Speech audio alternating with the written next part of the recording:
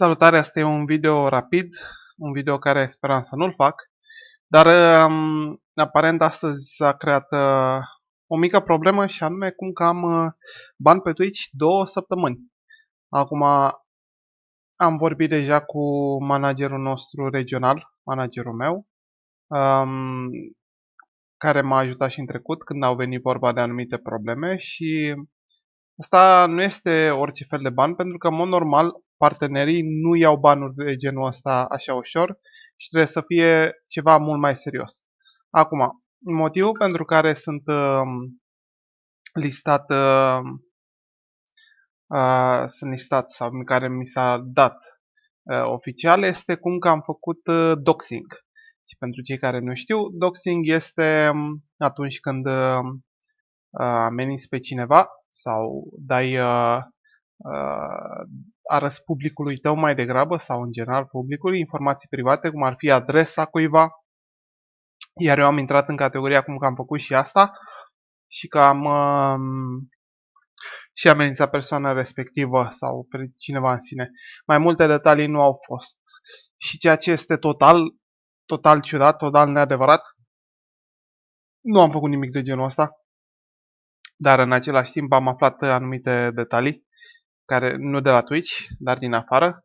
Și aparent asta este o campanie de atac susținută din partea IP-ului unui anumit streamer și dacă este să se întâmple ceea ce cred eu, mă rog, o să vedem. Aștept momentan mail-urile.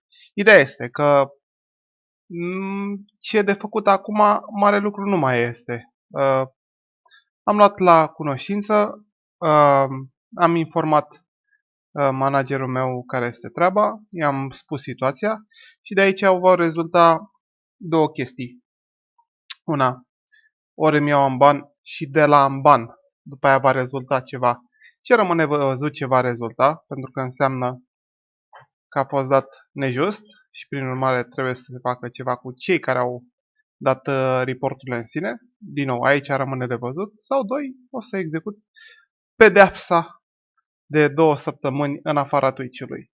Asta ar putea duce la alte probleme totuși, mă refer în mod special legat de Play Cup, dar din nou, rămâne de văzut. Asta tocmai ce s-a întâmplat acum câteva ore și până aflu mai multe, mai. Ce o să fac în timpul ăsta? Mare lucru nu știu. Mă gândesc că s-ar putea, dacă este pe bune, deci dacă este pe bune să fie banul de o săptămână, o să postez pe YouTube niște chestii. Pe ocazia asta, pe bune, dacă este să afli de mine pentru prima dată sau mai știu eu ce. Eu până acum am folosit YouTube-ul ăsta ca un, cum să-l numesc, ca o colecție de clipuri care mi-au plăcut mie foarte, foarte mult. Adică l-am folosit ca și cum ar fi trebuit să fie la început YouTube. Clipuri care mi-au plăcut sau care mi-au rămas ca amintire și aș fi vrut acolo să am un glosar cu anumite chestii. Ce-i drept, a fost o perioadă în care Vortex posta videouri în mod regulat, însă nu că nu-i apreciez efortul, ba din contră, tocmai că el a încercat să mă ajute mai mult pe chestia asta, însă niciodată nu am fost YouTuber la suflet și sincer sper să nu fie cazul să devin. Dar dacă asta este situația, ne vom ajusta la ceea ce vom afla în perioada următoare. O să urmeze un video de asemenea despre Raid Shadow Legends. Îmi place destul de mult jocul ăla. Am și idei. Și motivul... Am o idee, de fapt, în mod special pentru asta.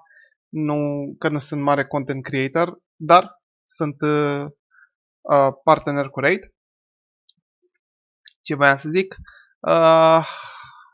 Legat de chestia asta. Mi se pare amuzant că una din persoanele care, sau cel puțin cred că una din persoanele care pe bune a făcut parte din categoria oamenilor.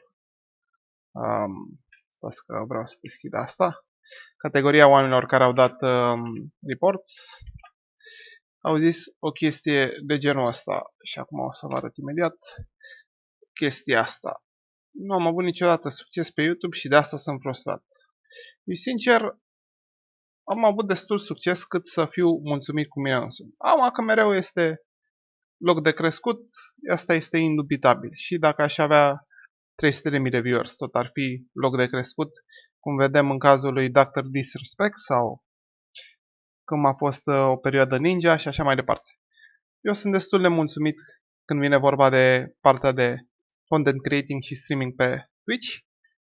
Am un venit destul de decent, însă ce mă deranjează cu adevărat pe mine, sper să nu fie stricat video, ce mă deranjează cu adevărat pe mine este un match de genul ăsta, pentru că match de genul ăsta, că de aici apare toată nebunia și frustrarea pe stream, este motivul pentru care urăsc să streamez League, jocul care m-a făcut faimos, jocul care mi-a oferit cele mai mari succesuri, pentru că succesul sau succese, nici eu nu mai știu română, e ok.